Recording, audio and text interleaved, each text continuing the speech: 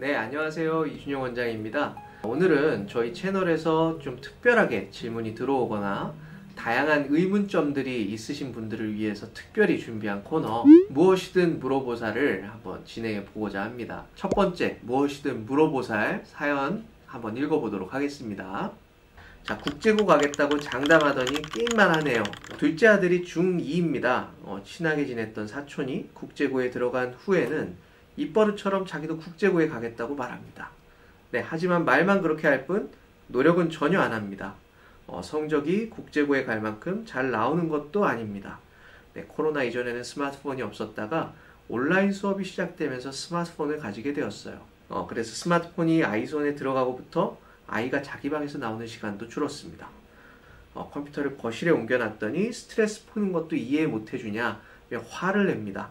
네, 목표만 있고 노력을 안 하는 아들을 어떻게 하면 좋을까요? 라는 내용으로 상담을 남겨주셨네요. 중학교 2학년 학생이라고 하면 실질적인 이제 미래에 대한 염려가 슬슬 기어 올라오기 시작하는 나이대라고 우리가 생각을 할 수 있어요. 특히 엄마나 뿐만 아니라 주변에 있는 사람들에게서 내가 보여지는 모습이 과연 어떻게 그려질 것인가를 염려하는 나이다 보니까 상대방이 나를 좀 존중했으면 좋겠다라는 욕구들이 상당히 많은 것 같아요. 그러다 보니까 옆에서 잘 되는 사촌 누나나 형이 있으면 나도 이런 학교 갈 수 있어 이런 것들을 자신감 있게 엄마 아빠한테 괜히 말해서 더 이야기가 나오는 걸 일축시킨다든지 이런 형태로서 이게 발전이 되는 경우도 있을 것 같습니다. 특히 방에 나오는 시간도 줄었다고 말씀을 또 해주셨어요.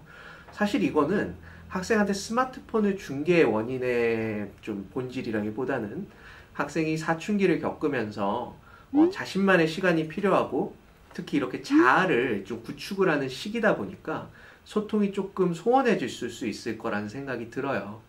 이럴 때 제가 드리고 싶은 가장 좋은 솔루션은 뭐냐? 일단은 1번도 내비둬라. 그리고 2번도 내비둬라. 3번도 내비둬라입니다.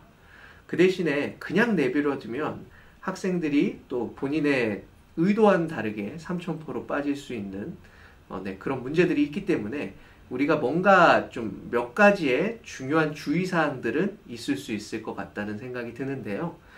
일단 이 친구가 성적이 국제고만큼 잘 나오는 것도 아니라는 거 이런 것들은 사실 중요하지 않습니다.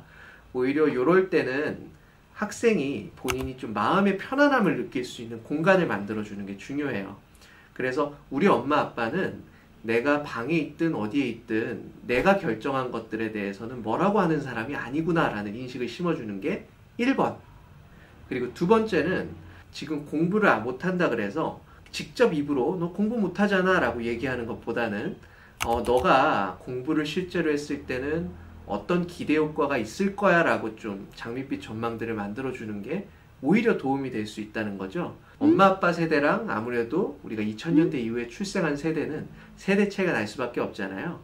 이런 세대들의 특징은 내가 이런 노력을 했을 때 실제로 얻는 게 무엇인지에 대한 확신이 없으면 절대 움직이지 않습니다. 이런 친구들과 대화를 나눌 때는 질책을 하기보다는 이렇게 공부를 열심히 해서 얻을 수 있는 것이 무엇인지에 대해서 좀 진중하게 이야기를 하는 것만 해도 이 친구들이 공부에 재미를 좀 붙일 수 있을 것 같아요. 그리고 가장 중요한 마지막에 팁을 좀 소개해드리고 싶습니다. 친구들이 되게 다양한 이야기들을 어른들에게 하죠. 뭘 하겠다, 뭘 하고 싶다, 또는 이런 부분에 있어서 내가 진행을 하고 싶다라는 얘기들이 있을 때 우리 엄마 아빠가 반드시 외워야 되는 딱 하나의 문장이 있습니다. 그럴 수 있다라는 말을 우리가 반드시 입에 배도록 노력하는 것이 중요합니다. 엄마, 내가 서점에 가서 이런 책들을 좀 사고 싶은데 어때?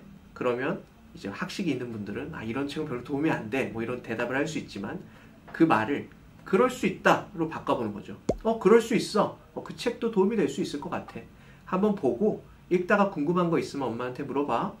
이런 형태의 소통을 하는 걸 통해서 많이 좋아질 수 있으리라고 생각을 합니다. 그래서 이 사연에서는 딱 필요한 솔루션은 3가지인 거죠. 자, 일단은 첫 번째도 둘째도 셋째도 내버려 두라고 했는데, 자, 내버려 두는 거에서도 가장 첫 번째가 이 친구가 믿을 수 있는 공간을 만들어 주라는 거죠.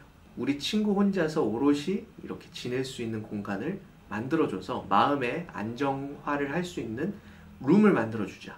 두 번째는 이 친구들도 이제 다양한 동기부여가 없이는 움직이는 게 재미가 없을 거지 않습니까? 그렇기 때문에 공부를 무조건 하라고 시키는 것보다는 이 공부를 했을 때 어떤 즐거움이 있을지에 대해서 주로 좀 이야기를 하는 시간을 가져보자 라는 거고요.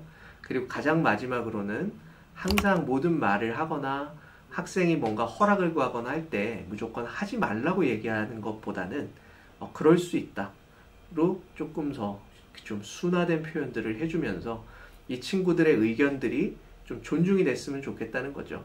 설령 이 친구들이 뭐 결정했던 것들 중에는 틀린 결정도 많을 거고요. 실수도 많이 할 거고 그거에 따라 좀 우리 책임져야 되는 일들도 많이 있겠지만 그런 것들 하나하나가 교육이라고 생각하면 우리가 그런 부분에 대한 불편함이 그렇게 막 큰 불편함으로 와닿지는 않을 것 같아요. 그래서 유익한 불편함을 우리가 가질 수 있는 성숙한 학부형과 성인들이 될 수 있도록 좀 노력을 하면 우리 친구들도 충분히 잘 자랄 수 있으니까요. 네, 그런 부분에서 오늘은 좀 좋은 교훈들을 함께 나누고 이 시간 마치도록 하겠습니다. 네, 감사합니다.